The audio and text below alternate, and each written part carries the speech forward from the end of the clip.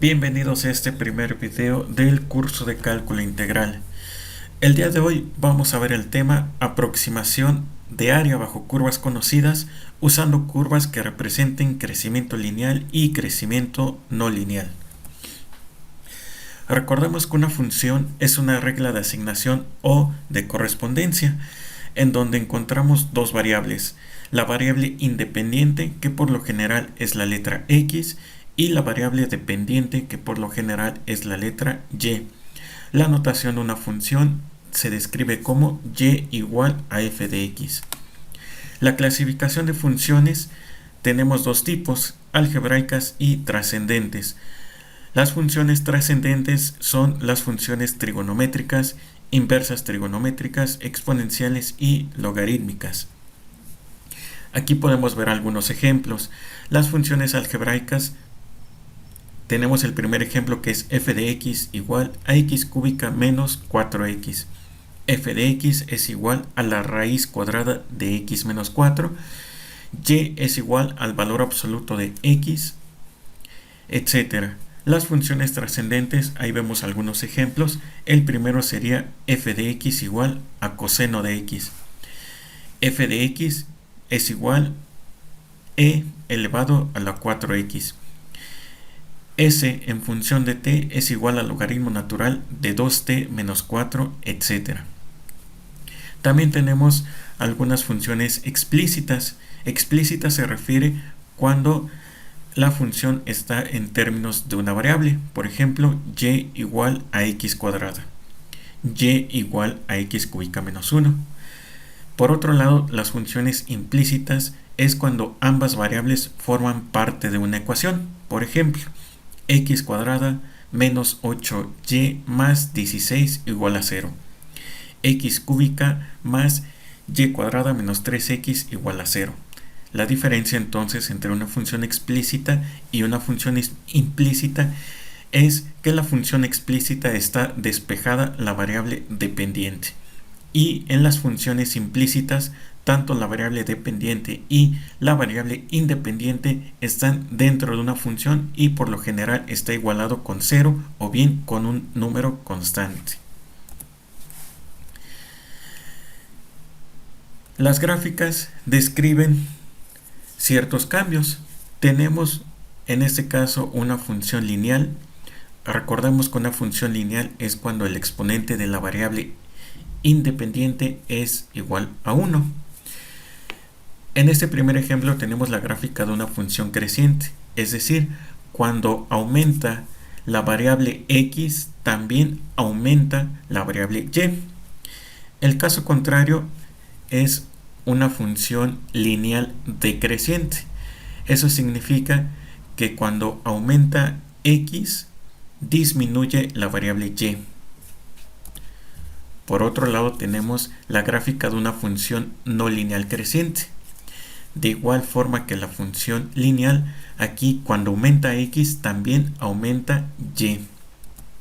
En caso contrario, la gráfica de una función no lineal decreciente significa que cuando aumenta la variable x también disminuye la variable y viceversa. Si aumenta x y disminuye y, estamos hablando de una función decreciente. Ahora bien, el problema del área. Desde los inicios del cálculo integral, ya los griegos, a finales de los años 2500, fueron ellos quienes introducieron el concepto de área. Ellos lo que querían hacer era calcular el área del círculo.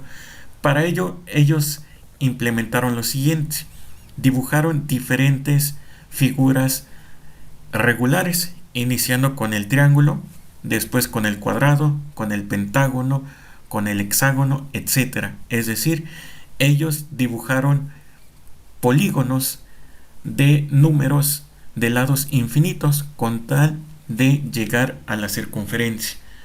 A este procedimiento se le llamó método de agotamiento. Asimismo, también ellos, para poder calcular el área de una figura irregular, Por lo general lo que hacían era dividir esa figura irregular en triángulos y calcular el área de cada triángulo para finalmente sumar el área de todos los triángulos. En cálculo integral, uno de los problemas iniciales o el problema fundamental del cálculo, como algunos autores lo mencionan, es obtener el área de una región limitada por una función o bien por una curva, como lo podemos ver en la siguiente figura. En la figura número 1 podemos observar que tenemos una función y igual a f de x. Esta función está limitada primero por el valor de a, que en este caso dice aquí x es igual a la letra a. Esta x igual a lo podemos ver representado por una línea perpendicular al eje x. El siguiente límite, en este caso vemos a la letra b, aquí dice x es igual a b, aquí tenemos otra región, otra línea recta perpendicular al eje x. Entonces la región S va a ser igual a las coordenadas x, y, tal que a sea menor o igual a x y este menor o igual a b, y 0 tiene que ser menor o igual a y tiene que ser menor o igual a f de x. Bien, uno de los inicios para poder calcular el área bajo una región, bajo una curva, se da de la siguiente manera. Veamos aquí un ejemplo. Si nosotros tenemos la función y igual a x cuadrada y queremos calcular el área de la región de 0 a 1, para poder aproximar el área en los inicios del cálculo se utilizó rectángulos, como podemos ver aquí en la figura número 4. En la figura número 4 podemos observar 4 rectángulos. En la figura de la derecha podemos observar 8 rectángulos y en la última figura podemos observar 16 rectángulos. Eso significa que en unos inicios del cálculo, para poder determinar el área de cualquier curva limitada por dos límites, que en este caso es el valor de a y es el valor de b, se utilizaron rectángulos. Y de ahí se desprende el siguiente concepto: la integral de Riemann. Riemann fue un matemático que hizo contribuciones al cálculo. Riemann propuso lo siguiente: si se tiene una función y igual a f de x y queremos calcular el área del límite a hasta b, entonces vamos a dividir en diferentes regiones llamadas S subíndice 1, S2, S3 y así sucesivamente hasta S subíndice n, donde tenemos el límite inferior, que es la letra A, y el límite superior, que es la letra B. Ahora bien, aquí podemos observar que cada rectángulo siempre va a tener la misma base. Dicho en otras palabras, es el ancho. Podemos observar también aquí en esta gráfica que la altura de cada rectángulo va a ser diferente.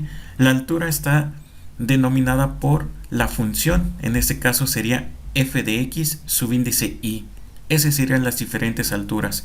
Es por eso que aquí en nuestra fórmula vemos f de x1 por delta x más f de x2 por delta x, y así sucesivamente hasta llegar al último rectángulo, representado por la altura f de x subíndice n por delta x. Aquí observamos que delta x siempre va a aparecer en nuestra fórmula y delta x es el ancho que tiene cada rectángulo, y las alturas son f de x1, f de x2, f de x subíndice n.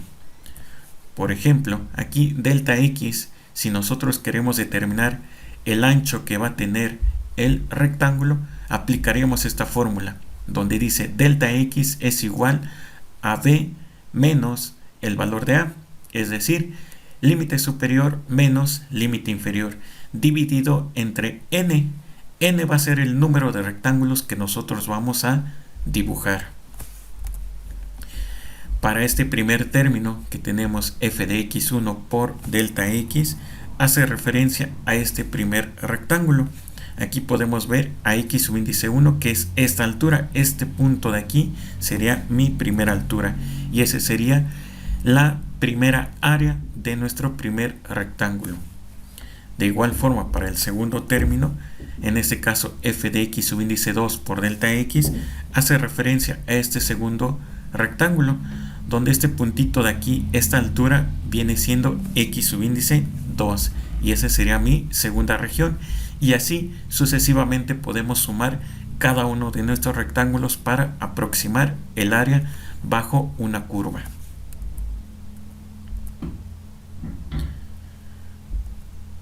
Ahora bien, tenemos el primer ejemplo.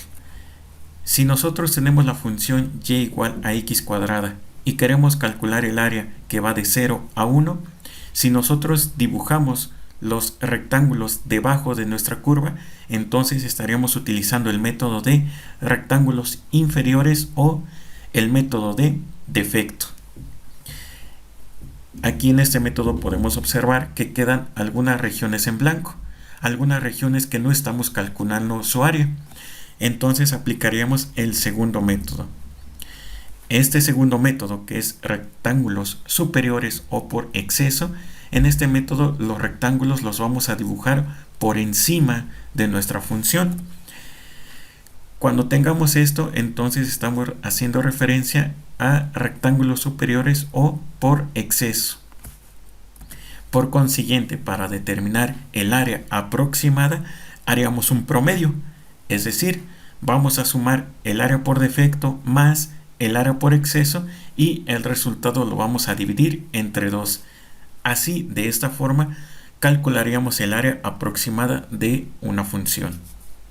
Utilizando estos dos métodos, el método por defecto, que es la parte izquierda, dibujar los rectángulos por debajo de la función, y el método por exceso, dibujando los rectángulos por encima de nuestra función. Veamos un ejemplo, pero antes vamos a dar un repaso del plano cartesiano. El plano cartesiano es una región limitada por 4 regiones llamadas cuadrantes. Recordamos que la intersección entre el eje X y el eje Y es el origen.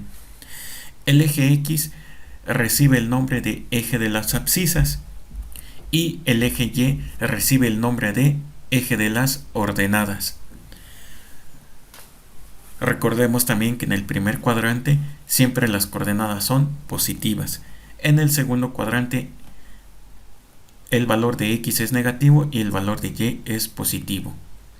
En el tercer cuadrante tenemos que tanto para X como para Y las coordenadas serán negativas. Y en el cuarto cuadrante para X serán positivos y para Y serán negativas. Ahora bien, vamos a aproximar el área bajo curvas conocidas. Veamos este primer ejemplo.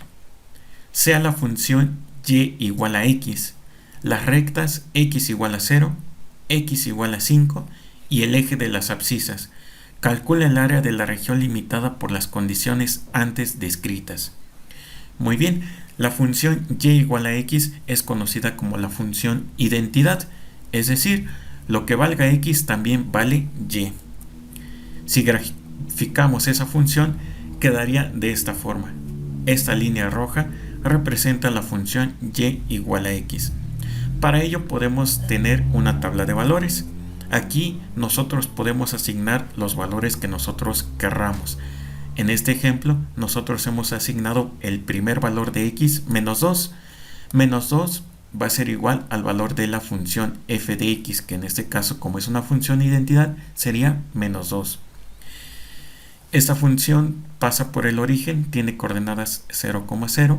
Aquí podemos ver que para el valor de x1, y vale 1, para x2, y vale 2, para x3, y vale 3, y así sucesivamente.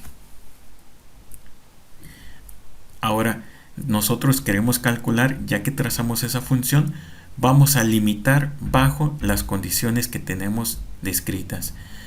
Aquí las condiciones son estas. La función que tenemos aquí en rojo, la recta x0 hace referencia al origen, que es el punto C que observamos aquí en esta figura. X igual a 5 es este punto el punto A, que es este de aquí, y les recordamos que como x es igual a 5 hace referencia a una función constante. Esta función constante de que x igual a 5 está representado por esta letra G. Este segmento que va de A hacia B es el límite superior. X igual a 0, que es este punto de aquí, el punto C, es el límite inferior. Por lo tanto, queremos calcular esta región. Visualmente podemos ver que es un triángulo. Si recordamos, el área de un triángulo es base por altura sobre 2. Aquí la base, que es la letra B, sus unidades, que va de 0 a 5, significa que B vale 5 unidades. La altura en este caso está representado por la letra G. Si podemos observar, cada cuadrito representa una unidad. Aquí el segmento que va de A hacia B mide 5 unidades. Por lo tanto, si nosotros queremos calcular el área de este triángulo, sería base por altura, 5 por 5, dividido entre 2. En este caso sería 25 entre 2, 12.5 unidades cuadradas. Este es el área bajo esta función con las condiciones asignadas. Límite inferior x igual a 0, límite superior x igual a 5. Ahora bien, este ejemplo así de sencillo nos sirve para poder observar qué es lo que hicieron los matemáticos para calcular el área de una función cualquiera. Primeramente vamos a iniciar con una función lineal para posteriormente seguir con una función de segundo grado. Ahora, los principios de la integral de Riemann. Vamos a aplicar el mismo ejemplo. Queremos calcular el área de la función y igual a x con el límite inferior x igual a 0 y el límite superior x igual a 5 y el eje de las abscisas. Para ello vamos a dibujar rectángulos de base igual a 1. Primero vamos a utilizar el método de defecto. El método de defecto, recordamos que son rectángulos dibujados por debajo de nuestra función. Aquí podemos observar que el valor de A, este punto de A, es igual a 0 y el punto B es igual a x igual a 5. Esos son nuestros límites. Tenemos nuestro primer rectángulo que no tiene altura. El segundo rectángulo, su base es igual a 1 y la altura también es igual a una unidad. Nuestro tercer rectángulo, observamos que tiene la misma base, una unidad, pero ahora de altura tiene 2 unidades. El cuarto rectángulo, su base es una unidad, pero ahora su altura es de 3 unidades. Y el quinto rectángulo, su base es de una unidad y su altura ahora es de 4 unidades. Aquí podemos observar la tabla, nada más acotamos los valores que nos interesan, x0 y x igual a 5. Y aquí podemos obtener el valor de y, que como recordamos es una función de identidad, lo que valga x también vale y. La base, que en este caso es delta x, es igual a 1. Hemos trazado rectángulos de igual base. Este es el área por defecto. Ahora bien, utilizaríamos la siguiente fórmula. La región que queremos calcular va a ser la suma de esos 5 rectángulos. Aquí la fórmula nos dice que sería f de x1 por delta x más f de x2 por delta x más f de x3 por delta x y así sucesivamente. Aquí podemos observar la siguiente tabla. Para el primer rectángulo observamos que tiene una altura de 0. F de x va a ser las alturas. Delta x, como observamos, siempre va a ser igual a 1. En este caso, para el segundo rectángulo, que nuestra base es 1 y tiene altura de 1, por lo tanto, el área del segundo rectángulo sería 1 por 1, 1. El tercer rectángulo tiene una base de 1, pero ahora tiene una altura de 2. Por lo tanto, el área de ese rectángulo sería 2 por 1 igual a 2 unidades cuadradas. El cuarto rectángulo vemos que tiene una altura de 3 unidades. La base es la misma, 1. Por lo tanto, el área del cuarto rectángulo sería 3 por 1, 3 unidades cuadradas. Y finalmente el rectángulo número 5 tiene una altura de 4 unidades. Por lo tanto, el área del rectángulo número 5 sería la base 1 por la altura 4. 4 por 1, eso nos da 4 unidades. Aplicando la fórmula anteriormente descrita, entonces el área va a ser igual nuestro primer rectángulo, que tiene un área de 0, dado que no tiene altura, más el segundo rectángulo, que tiene un área de 1 unidad, el tercer rectángulo, que tiene el área de 2 unidades cuadradas, el tercer rectángulo, que tiene un área de 3 unidades cuadradas, y el último rectángulo, que tiene 4 unidades cuadradas. Sumando esos valores tenemos 10 unidades cuadradas. Recordamos entonces que la base delta x es igual a 1. Ahora, si queremos aplicar el método de exceso, los rectángulos van a estar dibujados por encima de nuestra región, de nuestra función. Vamos a aplicar los mismos valores, que va desde x0 hasta x igual a 5. La base, recordamos, es delta x igual a 1. Vamos a aplicar esta misma fórmula, la altura por la base, cada una de nuestras alturas.